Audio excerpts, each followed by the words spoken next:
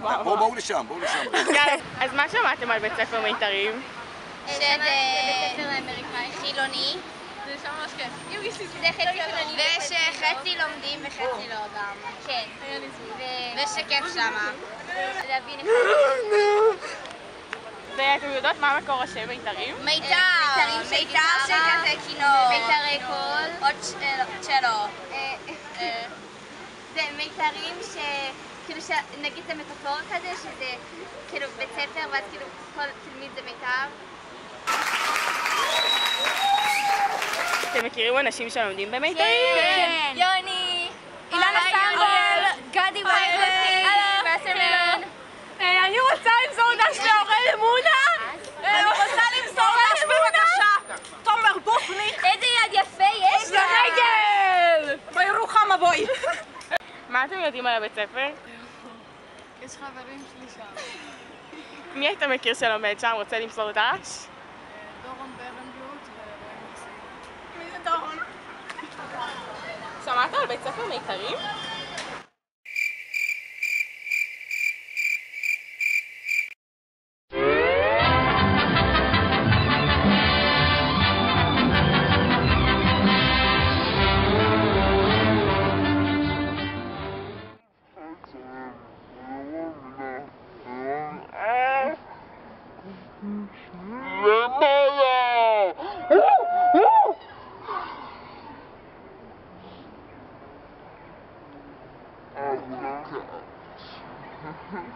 כן, מה השאלה? שמעתם על בית ספר מיתרים?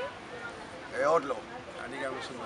לא? לא, אנחנו לא כל כך מפה, אני גר ביפו והאדון גר אני גם ברעננה, ולא שומע. אז בית ספר מיתרים זה בית ספר פרטי פה ברעננה שמשלב דתיים וחילונים ביחד. מה אתם חושבים על הרעיון הזה? רעיון טוב מאוד. מצוין, פנטסטי. ככה צריך להיות.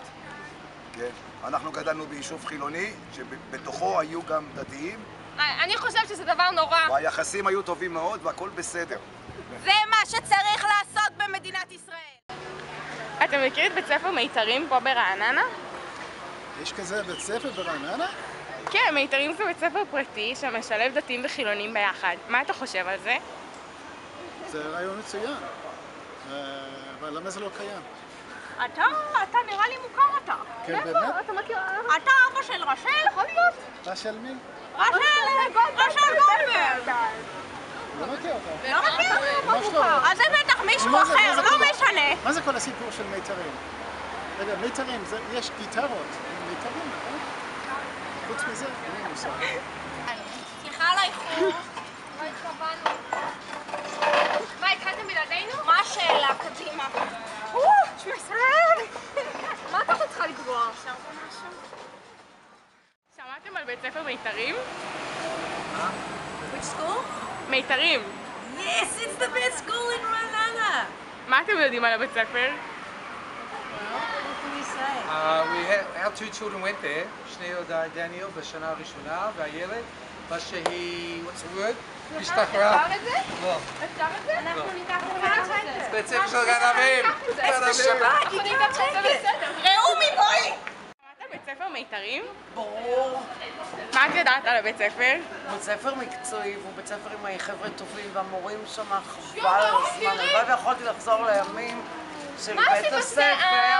הייתי במסגרה המתוקה שלי, ואז הייתי לומדת בבית ספר הזה. את יודעת שזה בית ספר שמשלב דתיים וחילונים? אני אהבתי את הקטע של השילוב של החילונים והחילונים והחילונים. גם אני.